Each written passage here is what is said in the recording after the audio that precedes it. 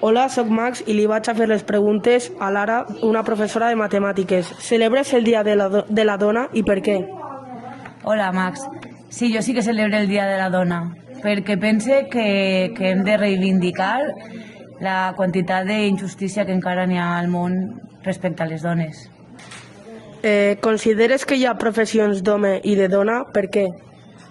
No n'hi ha professions d'home i de dona, però desgraciadament sí que les dones tendeixen a estar relegades a certes professions perquè els homes no les deixen accedir a les altres. Quines professions consideres que tenen una marca de gènere? Professions que tenen marca de gènere. Tot el tema sanitari està com relegat a les dones, igual que el magisteri. Les mestres solen ser dones també. Com t'agradaria que fos la societat en què vius? Unitària, que fora més justa i més respectuosa per a tots.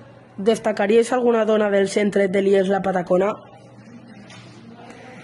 Dona, moltes. En este centre n'hi ha moltes dones molt treballadores, molt professionals i molt bones persones.